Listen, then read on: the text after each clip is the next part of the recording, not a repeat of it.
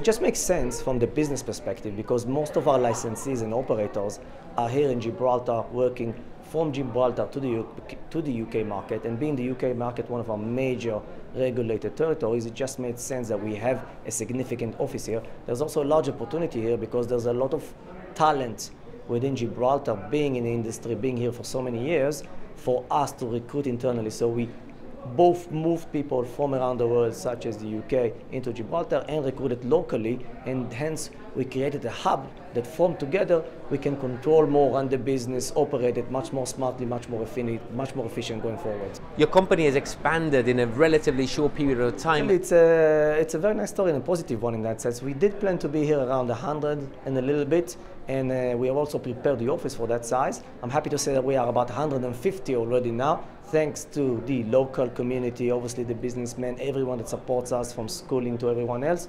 So we found the ability to grow here, and the culture, and the talent, and the need, and actually the efficiency in running the business and how well it's needed to grow it even further. So we just moved into the office. I'm already happy to say it's full, but not to worry, we'll get more space if needed. Your new premises, perhaps signaling a commitment, a long-term commitment to Gibraltar? I have to admit that coming here does pose some kind of we did have a lot of thinking about it. There is some issues to it around it, especially around Brexit. I get asked a lot, what do you do with Brexit? What's your plans? Our plans are obviously to be here, support Gibraltar, go forward.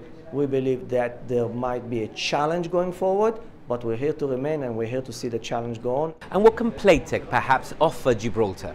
When I say there's a lot of talent, there's a lot of talent in the gaming industry. But what we do need to do better here in Gibraltar is we need to go the next generation of IT experts, software developers, software engineers, support. In that sense, we find we are struggling a little bit to grow. I think what we can do a lot to improve community and the business here and Gibraltar going forward is definitely nurture the next generation of young people within schools, within high schools, into the IT. We can do it through schools, we can do it through for graduates. We support also Girls in Tech, which is about getting girls into technology, not just boys, but obviously there's a lot to do with growing a next generation. There's a lot of things we're thinking about. I think it's a question in place, and I think you will see us doing a lot. By the way, just last weekend, we did some kind of a hackathon. So I think Gibraltar, and I've discussed it with several of the ministers over here, I think Gibraltar needs to focus on the next generation, and I think it needs to focus on educating the next generation into the IT world. I think it will mold and make and create the industry stronger. It will definitely incentivize companies, not just in the gaming industry, beyond it in the IT industry, to come here, because eventually at the end of the day it's a great place to be. You talk about Gibraltar perhaps having to prepare the next generation.